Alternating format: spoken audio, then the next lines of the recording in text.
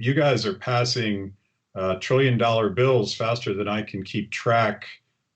There's already been 2 pieces of legislation passed, and you guys are about to consider a third. Can you tell me what, as best you know, what's going on?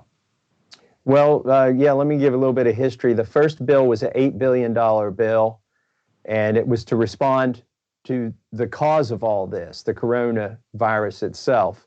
And I voted for that bill. It had several things in it I didn't like, but I thought it was appropriate for the federal government to respond to the virus in a helpful way. There was a second bill which had a bigger price tag that required employers to give paid leave and whatnot to their employees. And I had some constituents in my district who were concerned about that bill. I didn't vote for that one. And there's going to be a third one now, and this is what the Senate is debating. The House is in recess right now, but the Senate is meeting. And I just heard that the Senate deal fell through, that Schumer and McConnell, whatever it was they were going to vote on, is no longer going to be voted on. So they think we'll have something in the next 48 hours that's probably going to have a price tag around $2 trillion. So it's certainly going to be in excess of $1 trillion. And there's a chance that the House will pass that by unanimous consent. Now that's pretty scary, if you ask me, to pass $1 trillion bill with nobody voting on it. Yeah.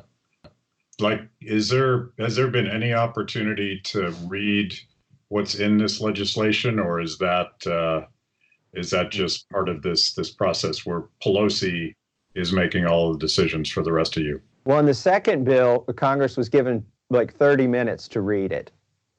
And we're supposed to have 72 hours. That's a House rule that we're supposed to get 72 hours. But people willingly suspend that rule. They vote to suspend that rule, and then they vote on the bill. And I suspect the same thing will be done here on this third bill, the $1 trillion plus bill. I expect there'll be a vote to suspend that rule, but nobody will be there to object to that vote. So it'll just happen without a vote. The rule will be suspended, and in less than 72 hours, it could be a matter of minutes, they'll pass it. And that wouldn't give us time to get back to Washington, D.C. to object, for instance. Yeah. Now, you've been sent home, and if you wanted to, could you go back and object, or is that just because of the sort of social distancing? I don't know what the rules are right now in terms of Congress. Well, the Constitution says that we can't be stopped coming or going from Congress, right? That's a nice little part of the Constitution.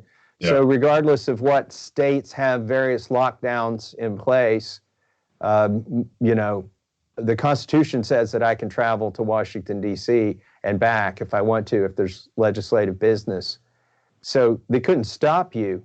The question is, when is it going to happen? We don't know when it's going to happen. They're basically a bunch of people in a room. Most of them aren't even elected officials. This bill. Then the elected officials get together with the special interests. And I think that's probably what's keeping this third bill from happening, is that every special interest is trying to get something in it right now.